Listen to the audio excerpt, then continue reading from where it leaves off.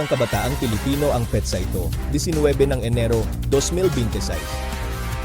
Muling umalingaw ang pangalan ni Ramon Bong Revilla Villar, hindi sa pelikula, hindi sa Senado, kundi sa bulwagan ng hustisya. Isang utos ng Sandigan Bayan ang bumagsak. Arestuhin siya dahil sa 92,800,000 peso pondong milamon ng multo ng katiwalian. Hindi na siya hinabon ng pulisya, siya mismo ang humarap.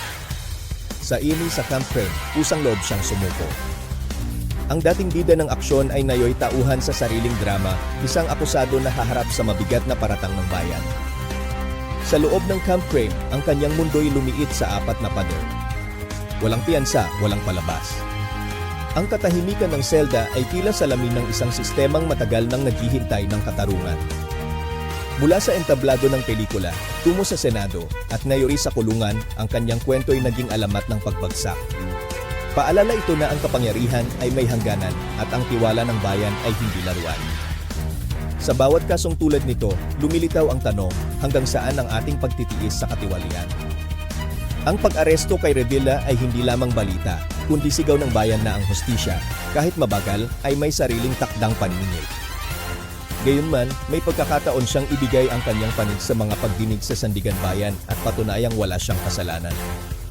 Ang balitang ito ay hindi lamang ulat ng pag-aresto.